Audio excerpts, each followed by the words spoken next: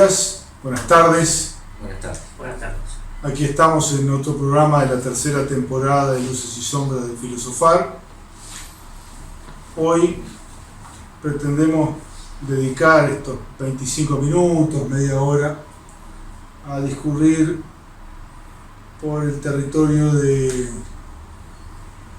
periodismo, de la producción social de realidad, del universo de los discursos, y todo eso ha estado provocado por algo. Sí, estuvimos visualizando algunos programas de Ricardo Piglia, el escritor argentino, dedicados a algo así como escenas de la literatura argentina. Nos parecieron excelentes, y hay uno en especial que se lo recomendamos, donde toma a dos grandes figuras de la literatura argentina que al mismo tiempo fueron periodistas. Ricardo Piglia es él, Rodolfo Walsh es uno, y ¿cómo se llama? Roberto Arlt, el escritor que escribió Los Siete Locos y Los Lanzallamas. Son las dos obras más importantes de él. Y ya que lo cité las obras de Arlt, citemos también la obra más conocida de Walsh, que es Operación Masacre. En ambos casos, el Piglia hace una reflexión sobre los dos niveles de escritura y, si ustedes quieren, hasta de realidad, que son el periodismo por un lado y la ficción literaria, ¿no? La literatura por otro. Eso también nos llevó, como en un paseo inferencial, a nosotros, más allá de la intención de Piglia, a reflexionar y querer reflexionar sobre ustedes sobre los visos de verosimilitud, los visos de verdad que tiene lo que podemos mencionar como el discurso periodístico. Más que el discurso periodístico escrito, que también está implicado, es de la televisión. Y como cuando la televisión dice esto está sucediendo así en el mundo, en realidad uno, si toma una distancia adecuada, que casi nunca lo hace, es decir, no, esa es la opinión que yo como periodista estoy vertiendo sobre un suceso del mundo en el cual estoy implicado yo y millones de personas más, ¿no? Pero uno como que se traga esa parte, y cuando el periodista dice esto es así, uno lo sigue y no reflexiona de que en realidad entre el discurso de ese señor y la propia realidad, bueno, no solo hay un abismo en cuanto a la complejidad de la realidad, sino que hay un salto cualitativo entre la reducción que hace el periodista y lo que es el hecho mismo, ¿no? Sí, una serie de precauciones o de prevenciones. Yo creo que no deberíamos generalizar en cuanto a que hay un solo tipo de periodismo o un solo tipo de periodistas. Digo, previendo caer en prejuicios, ¿no? O en generalizaciones excesivas. Hecha esa precaución, digo, parece que hay ciertas cosas que sí, que son como, pueden ser reflexionadas como en el terreno de lo conceptual, ¿no? Como desde lo general.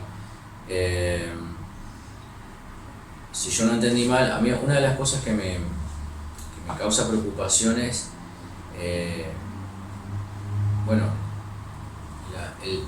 el periodista y el periodismo como género discursivo genera realidad.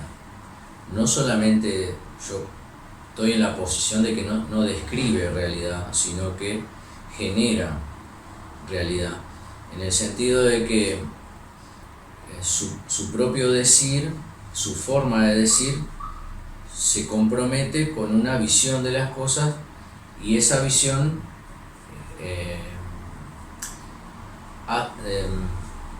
en el mismo momento que las dice, afirma lo que las cosas son.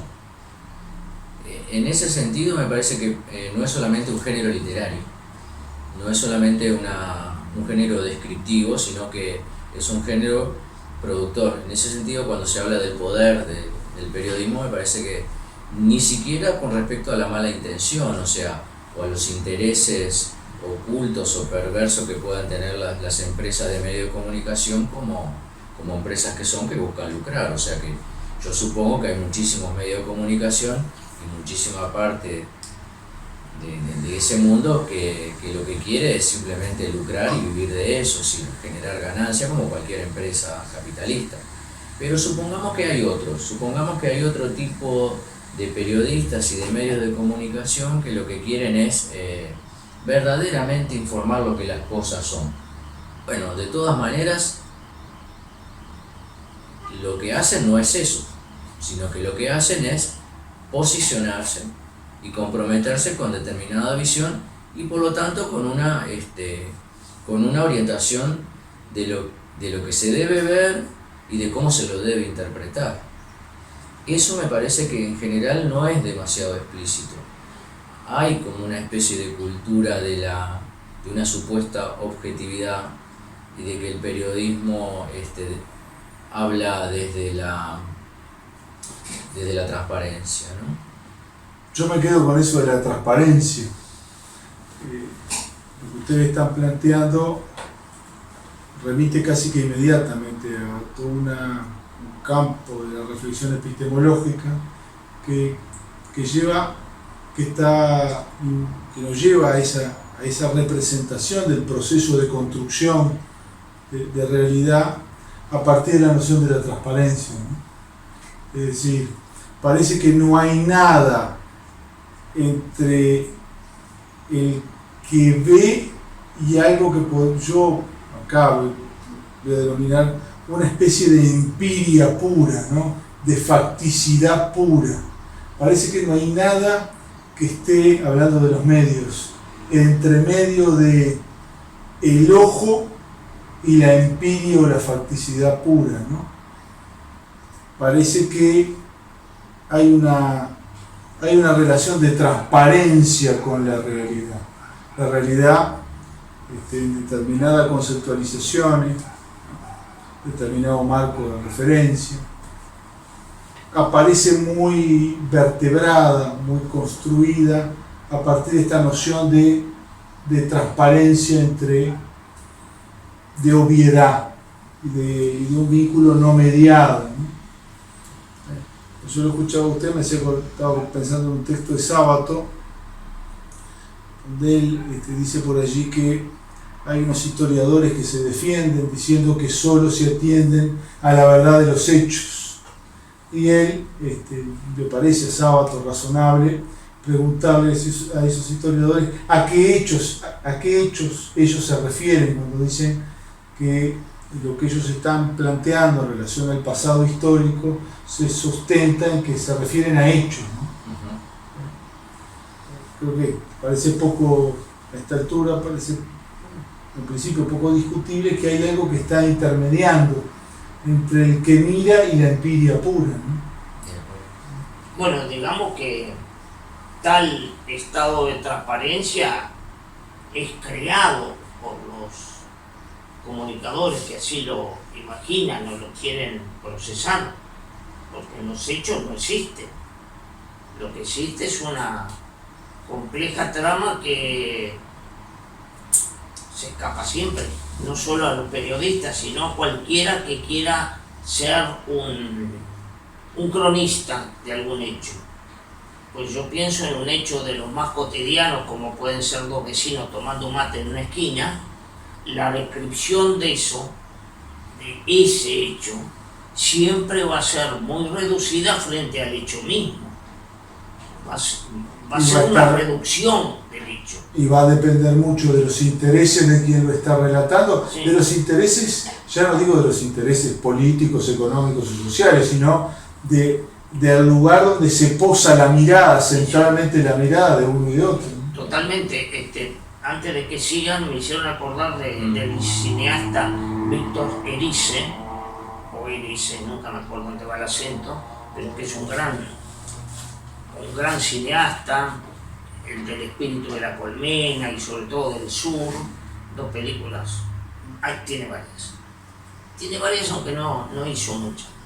Y él, hablando en un café de Madrid, supongo, de alguna ciudad española, en un video de YouTube, que no me acuerdo el nombre y por eso no se lo digo, hablando con otro cineasta japonés, le dice que entre la ficción y el documental para él no existen diferencias.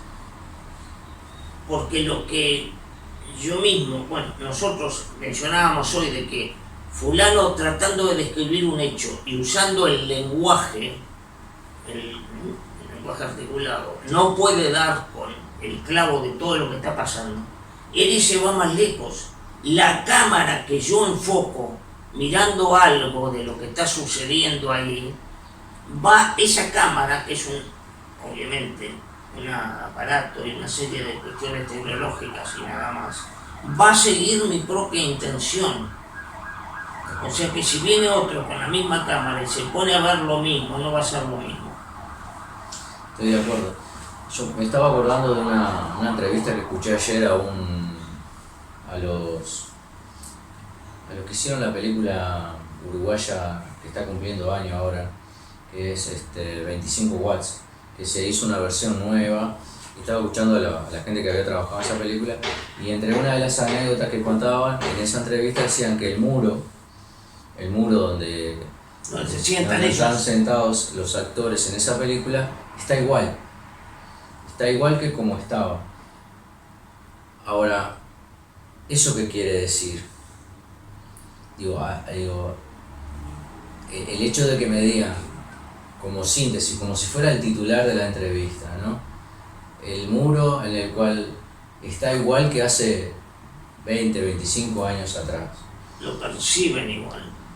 Bueno, ¿eso qué implica? Un gesto que en Uruguay no pasa, sigue sin pasar nada, o sea que la película sigue reflejándonos de una manera extraordinaria. ¿O es una petición de principio? O es una petición de principio, o sea, no puede no haber cambiado nada así.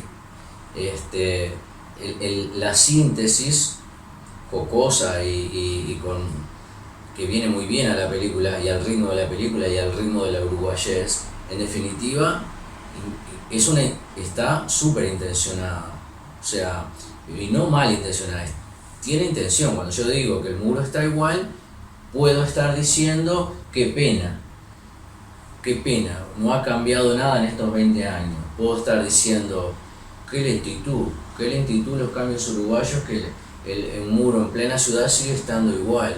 O puedo estar diciendo qué bueno, hay ciertas cosas que se mantienen, pero en la descripción, en el enunciado, uno puede caer en la tentación de pensar que es un enunciado de carácter, o sea, objetivo, puro, y implica una visión, por ejemplo, en este caso, de un hombre que se dedica al cine.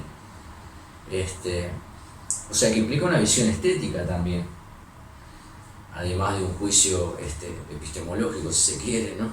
Pero, cómo, un poco lo que hablamos fuera de cámara, cómo esto se pelea con otro asunto, y es el cierto sentido común del cual uno tiene que desprenderse para poder, con una visión crítica, supongo yo,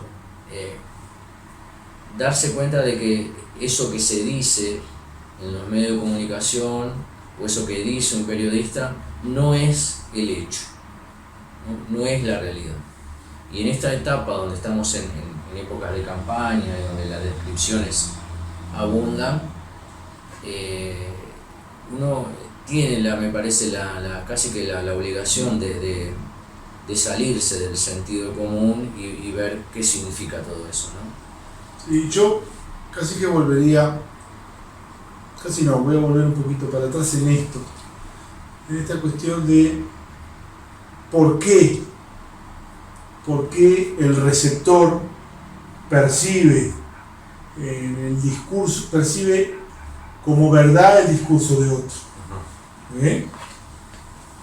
Y yo creo que, hablando del sentido común, creo que hay un sentido común que está muy vertebrado en base a la idea esta de que hay, si ustedes me permiten, barbarismo, verdades obvias, circunstancias evidentes. ¿Vos decís que eso es parte del sentido común? Yo creo que eso es parte del sentido común. Creo que sí. Creo que hay algo que, si ustedes quieren, genealógicamente yo puedo imputárselo a cierta hegemonía en el universo de lo epistemológico de las ciencias físico-naturales. Hay algo del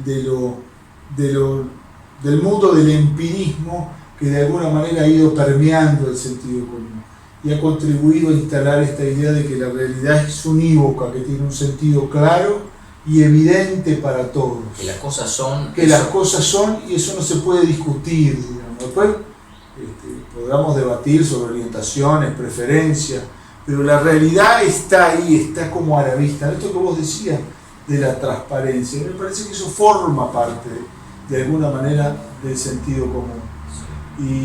Y eso me parece lo que lleva a que se perciba el relato periodístico como un aporte hacia la verdad, ¿no? Como algo que remite al territorio de la verdad. No, porque aún los más lúcidos, ¿no? Digo, no hablo de mí, pero aún la gente más astuta, más lúcida, más despierta, cuando llega a la conclusión de que, bueno, el periodismo, todo periodismo es deudor de alguna intencionalidad, de alguna orientación o de alguna ideología, lo que hace es, bueno, suponer que hay una de ellas que describe la realidad tal cual es. La realidad tal cual es, ¿no? Entonces, una forma de salvarse de esa chatura del sentido común es una opción ideológica. Entonces ahí aparece otro estatuto, que es el del dogma. Así, bueno, la verdad va a venir solo por esta radio o este medio de comunicación, son los que van a decir lo que las cosas son. Y es como una especie de escape eso, ¿no? Es una tranquilización, algo así como el último bastión de la esperanza. El otro piensa por mí y yo me apoyo en él. Sí, yo soy muy enemigo del sentido común cuando se vuelve, no es taciturno, cuando se vuelve muy chato y entonces piensa por uno, mastica por uno, resuelve por uno. Lo único que no hace es dormir por uno, porque uno está muy dormido, ¿no? Dejándolo en manos de ese otro que es el famosísimo sentido común, pero que en la filosofía siempre, que es muy molesta, siempre está rompiendo los cocos. Ese sentido común que funciona como un elemento organizador de la percepción, ¿no? Sí. Organiza mi vínculo con esa empiria pura, ¿no? Seguro, porque está mediando entre los ojos y esa empiria pura, por decirlo de alguna manera. Sí, pero llevarlo a ejemplos así, que si vos lo rascas mucho son espinosos. Un solo Uruguay, ¿qué quiere decir eso? No quiere decir nada. Pero quiere decir mucho. Pero quiere decir a lo que remite el patriotismo, la patria. ¿Querés algo más metafísico que eso? Y al no reconocimiento de que conviven en nuestra sociedad intereses y aspiraciones disímiles. Muy disímiles, claro. Yo pensaba con todo el cariño y el respeto que le tengo a los estudiantes del IPA y sobre todo al núcleo de estudiantes que han luchado todos estos tiempos por mejorar la educación y han estado en el conflicto desde la lucha y por mejorar sus condiciones de estudio. Pero si no recuerdo mal, en la puerta del IPA hay una pintura, un mural que está pintado por un muchacho, que dice algo así como que no permitamos que nos roben el sentido común. Y yo me preguntaba, ¿qué quiere decir eso? Me preocuparía si fueran estudiantes de filosofía los que hubiesen dicho eso. Sí, yo también. No lo sé, porque capaz que justamente lo que habría que hacer es conversar y ver Y que ¿Qué significados le dieron cuando pintaron eso? Porque debe haber sido en el marco de una discusión, supongo yo, y de una lucha. Yo tengo alguna hipótesis, pero no tiene ningún sentido suponer cosas. Pero digo, cuando yo veo eso, yo diría, si el sentido común es algo más o menos parecido a lo cual yo estoy pensando, que en general es una trampa, o sea, son todas las acciones prejuiciosas y mecanismos ideológicos del sistema que se te prenden y se te meten como forma de pensamiento no autorizada, digamos, invasiva, no reflexiva, colonizada, no reflexiva. Si el sentido común es eso, yo quiero que me lo roben. Sí, está muy lejos de los muchachos, de los compañeros del importante. Yo quiero que me lo roben, digo, en realidad se está llevando una porquería, digamos, el que me lo roba se está llevando un aparato, ¿no? Y ese conjunto de conceptualizaciones, o ese, si querés, aparato conceptual, ponemos sofisticado, ese aparato conceptual, es como un fondo, hablando del discurso periodístico, es como un fondo del acto del habla y del acto comunicacional en una sociedad. Y en gran medida, buena parte del discurso periodístico, el discurso periodístico y del relato experto y de la narrativa de los políticos, no se entiende si no es operando dentro de este fondo, si ustedes quieren, de este contexto que está dado por ese aparato de conceptos, ¿no? Sí. De nociones que conforman el sentido común. Digo, me quedé pensando en esto que vos decías del muro, qué sé yo. Allí hay una intención por acentuar un rasgo de todo un asunto, ¿no? De todo un fenómeno. Allí hay un montón de muchachos que se juntan. Yo acentúo especialmente un rasgo. Y yo creo que cuando se dice eso no se dice inocentemente. Creo que se hace esa acentuación porque se presume que va a ser leída de determinada manera. Ahí está el problema. Y yo creo que eso puede ser con un ánimo de manipulación o no, puede ser un ejercicio de comodidad discursiva, lingüística, ¿no? Pero en el caso de los canales de aire acá, hay una intención de los dueños de los canales, no de los periodistas, que son laburantes en general, de decir determinadas cosas sotoboche, de decirlas sin decirlas, claro, a través Sí. del famoso sentido común. Sí, a mí también creo que los periodistas, con toda la formación que ellos tienen, ¿no? Me refiero desde los medios de ciencia de la comunicación y todo lo que hoy ya se sabe, me parece que también lo que hay que de alguna manera reflexionar o desmitificar, no sé, que el conocimiento de la técnica periodística y la abusada o el uso más depurado de la técnica periodística no mejora estos que estamos hablando. En realidad no depende de un mal ejercicio de la técnica, la intencionalidad o la oscuridad o la ambigüedad de sentido o sencillamente la deformación. Digo, no es que haya mejor o peor Práctica periodística en función de la mayor o menor dotación de herramental técnico. Exactamente, creo que no va por ahí, lo hablábamos por acá. Porque además el periodista, con todo ese bagaje, con todo ese aparataje técnico, está más dotado. Va a decir él defendiéndose, yo mirá que con esto soy objetivo. Bueno, es lo que no sucede. Claro, está más dotado para transmutar su opinión en representación objetiva, ¿no? Sí. El periodista no dice en determinado momento rompiendo la cuarta pared, ¿no? Como hacía el de juego de cartas, ¿no? Está hablando con lenguaje habitual en el informativo y dice, en estos momentos yo voy a hablar por mí mismo. Y bla, bla, bla, yo pienso esto y lo otro de lo que está pasando acá. Eso no sucede nunca, porque ahí nomás lo saca a él, ¿no? Y lo echa. Sí, es decir, está fuera de circulación lo que podríamos llamar periodismo de reflexión o periodismo de investigación, que es el que se hace, por ejemplo, en algunos semanarios. en un semanario de derecha como es Búsqueda, o en un semanario de izquierda como es Brecha o La Diaria, ¿no? Sí, yo lo que creo es que en realidad cuando estamos hablando de los hechos mismos, estamos ineluctablemente opinando cada uno de nosotros, sí, ¿no? Eso es importante. Es decir, nunca vamos a poder estar hablando de los hechos sin estar de alguna manera opinando. ¿Y qué quiere decir? Me parece a mí que está bueno saber esto. ¿Qué quiere decir que uno está opinando? Que uno está tomando partido. Haciendo una interpretación. Uno está interpretando, no es aquello de la hermenéutica, ¿no? Uno está interpretando, tratando de entender algo.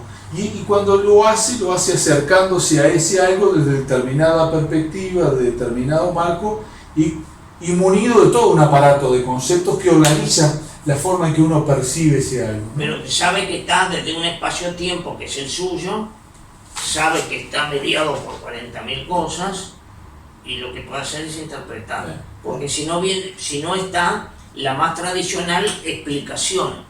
O sea, en los dos criterios para alcanzar la realidad vos tenés la explicación y la interpretación. La interpretación. Y la explicación viene desde la época de Galileo y de Descartes.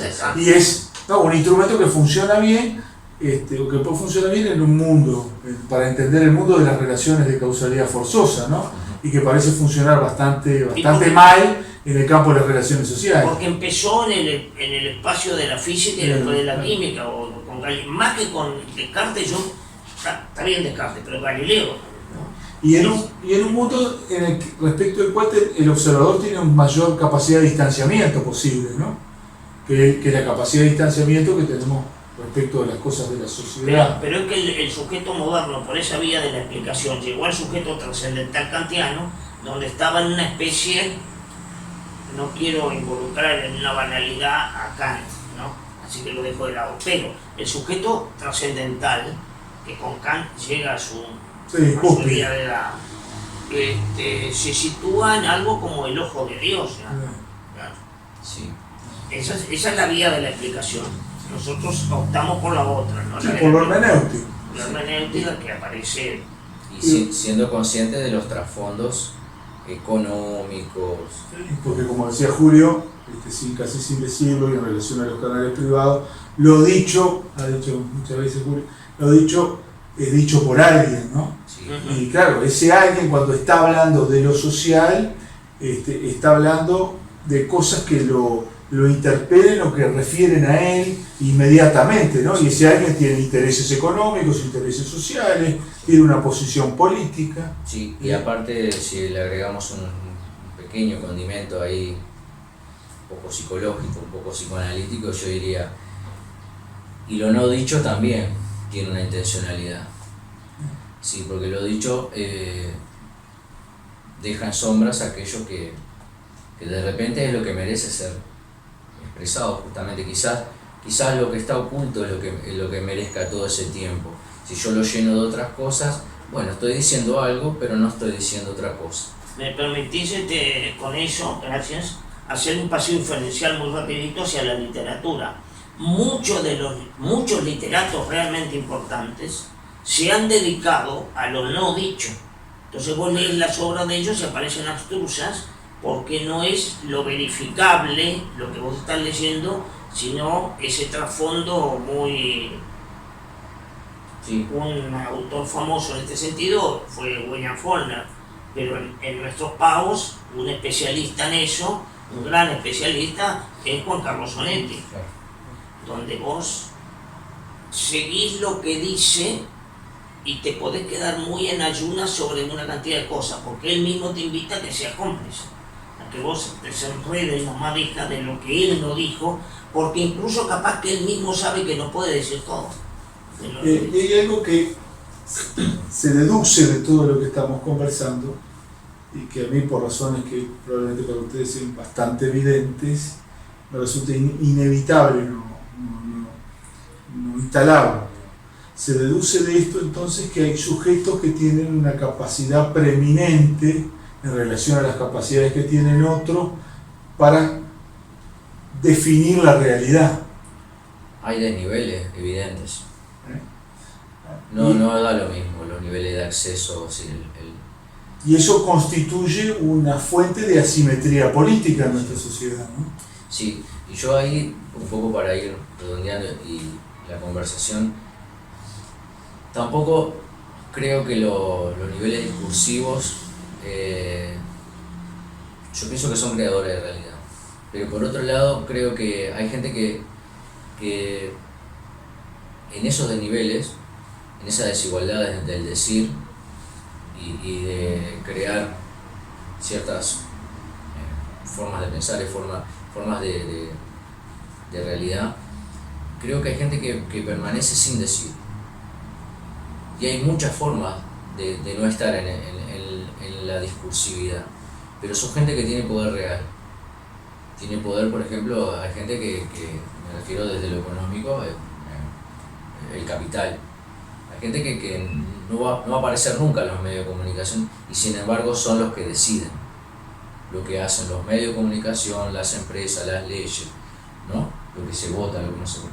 Y por otro lado hay otra gente que tampoco aparece, que son, por ejemplo, los marginados, los pobres, el obrero común, ¿no? Y un montón de gente que no tiene voz. Me parece que también hay como muchos desniveles en ese otro nivel que no es de lo discursivo, y hay niveles diferentes de los que no aparecen habitualmente. Participan habitualmente de la construcción del mensaje Sí, mediático. ahí hay un desnivel. Como última cosa se me ocurre decir que, claro, tanto unos, los escondidos del poder, como los muy marginados, no hablan. Lo que puede hablar, Pero uno no lo sabe. que puede hablar por ellos es la imagen en estado puro. Sí, que hay buenos fotógrafos que se han encargado de eso, ¿no? Claro, los fotógrafos. Ahora, este poder real logra hablar indirectamente, ¿no? Tiene muchos El otro sí no habla. Tiene muchas formas de hablar. Y el otro, el silencio de la marginación, de los que el sistema ha sometido y corrido y violentado de muchas maneras, yo creo que también tienen muchas formas de hablar. Y cuando aparecen diciendo algo, en general va contra todas nuestras intuiciones, porque aparece en un lenguaje que nadie quiere escuchar. Bueno, la dejamos por Bueno, acá. yo creo que tiene esto varios puntos más. Me parece. Para seguir, ¿no? Yo creo que sí. Bueno, muchas gracias.